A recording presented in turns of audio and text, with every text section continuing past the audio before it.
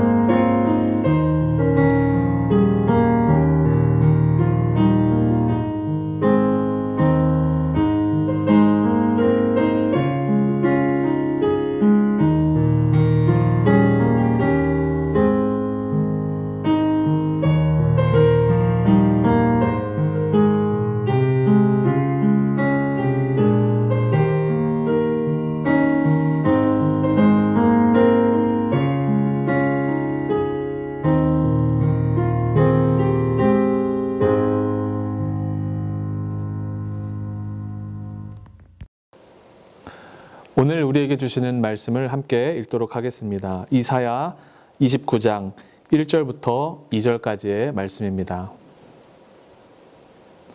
슬프다 아리엘이여 아리엘이여 다윗이 진친 성읍이여 해마다 절기가 돌아오려니와 내가 아리엘을 괴롭게 하리니 그가 슬퍼하고 애곡하며 내게 아리엘과 같이 되리라. 아멘. 오늘 말씀 이사야 29장은 아리엘에 대한 경고의 말씀입니다. 1절에 이렇게 시작합니다. 슬프다 아리엘이여 아리엘이여. 여러분, 아리엘이 무엇일까요? 아리엘은 하나님의 제단이라는 뜻인데요. 예루살렘의 별명이라고 생각하시면 됩니다. 아리엘은 예루살렘을 의미하는 말입니다. 그런데 2절에 보니까 하나님께서 아리엘, 즉 예루살렘의 슬픔과 통곡이 가득할 것이라고 경고하십니다. 군대가 예루살렘을 에워싸서 성을 포위하고 흙을 가져다가 성벽보다 더 높은 언덕을 쌓아서 예루살렘을 공격할 것이고 결국 예루살렘이 어려움에 처할 것임을 경고합니다. 그런데 또 5절을 보면 이것뿐만 아니라 하나님께서 예루살렘을 괴롭혔던 적들도 가만히 두지 않겠다고 말씀합니다. 사막에서 바람이 불 때 날리는 흙 먼지처럼 그들을 전부 날려버리겠다고 말씀하십니다. 그리고 여기서 멈추지 않고 우르르 쾅쾅 하는 천둥과 지진, 그리고 폭풍과 회오리 바람을 이끌고 오셔서 예루살렘을 공격하는 원수들을 한순간에 사라지게 하실 것이라고 경고하십니다. 그래서 마치 자면서 꿈을 꾸다가 잠에서 깨면 꿈이 한순간에 사라지듯이 원수들도 그렇게 하루아침에 사라지게 될 것임을 말씀합니다. 여러분, 하나님은 왜 이렇게 무서운 경고를 하시는 걸까요? 예루살렘도, 그리고 그들을 괴롭히는 원수도 왜 하나님은 이런 무서운 심판을 하시는 걸까요? 그 이유를 오늘 말씀 13절에서 이렇게 말씀합니다. 같이 한번 읽어볼까요? 시작. 주께서 이르시되 이 백성이 입으로는 나를 가까이하며 입술로는 나를 공경하나 그들의 마음은 내게서 멀리 떠났나니 그들이 나를 경외함은 사람의 계명으로 가르침을 받았을 뿐이라. 이 사람들이 말로는 하나님 사랑하고 하나님만 믿는다고 말하면서 진짜 마음은 하나님을 전혀 사랑하지 않고 하나님께는 전혀 관심이 없었던 것입니다. 혹시 데일리 가정 예배를 드리시는 여러분들의 모습도 오늘 말씀에 등장하는 이 예루살렘과 대적들의 모습과 같지는 않습니까?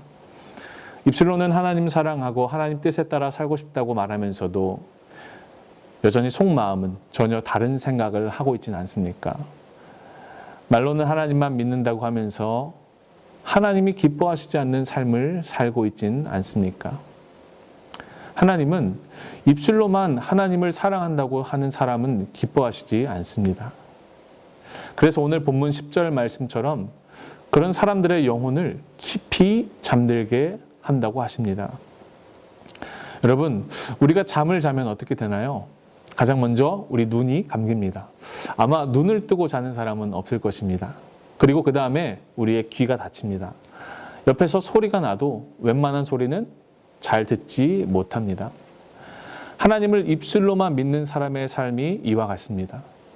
잠에 든 사람이 눈이 가려져서 앞을 보지 못하고 귀를 들을 수 없듯이 아무리 좋은 것이 앞에 있어도 눈이 가려져서 볼 수 없고 아무리 좋은 말을 해줘도 들을 수 없게 되는 것입니다.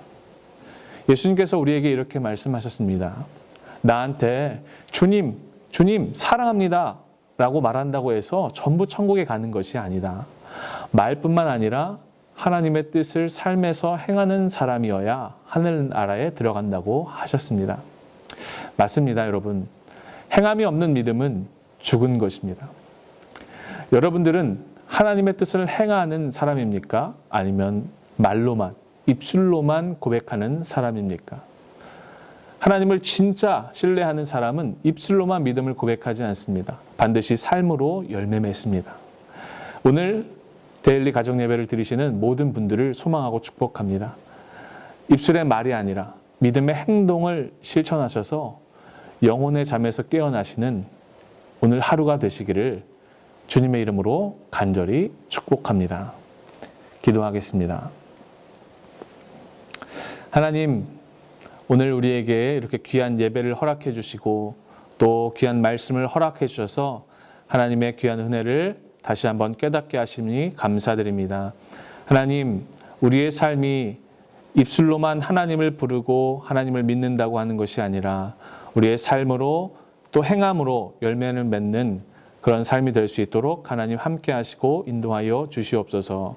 그래서 정말 하나님이 기뻐하시는 삶으로 하나님 앞에 영광 돌리는 하나님의 자녀다운 삶을 우리가 살아낼 수 있도록 주님 인도하여 주시옵소서. 감사드리며 예수님의 이름으로 기도하옵나이다. 아멘. 다 함께 주기도문 하시겠습니다. 하늘에 계신 우리 아버지여, 이름이 거룩히 여김을 받으시오며 나라가 임하시오며 뜻이 하늘에서 이루어진 것 같이 땅에서도 이루어지이다. 오늘 우리에게 일용할 양식을 주시옵고 우리가 우리에게 죄 지은 자를 사하여 준 것 같이 우리 죄를 사하여 주시옵고 우리를 시험에 들게 하지 마시옵고 다만 악에서 구하시옵소서. 나라와 권세와 영광이 아버지께 영원히 있사옵나이다. 아멘. 네, 오늘 우리에게 주신 말씀을 가지고 함께 예배하는 우리 가족과 또 우리 자녀들과 주어진 자리에서 말씀을 붙들고 기도하기를 원합니다. 그리고 특별히 오늘 함께 기도하실 때에 우리 청소년, 우리 자녀들을 위해서 기도해 주셨으면 좋겠습니다. 어려서부터 공부하고 배우고 하는 이런 모든 과정 속에 하나님의 은혜를 깨닫게 하시고 그 가운데 하나님께서 놀라운 지혜와 은혜로 함께 해주셔서 주어진 이 학생의 본분의 시간을 구별되게 잘 이겨내고 지낼 수 있도록 그런 구별된 시간을 살아낼 수 있게 해달라고 우리 하나님께 간절히 도우심을 구하는 기도를 함께 드리도록 하겠습니다. 기도하도록 하겠습니다.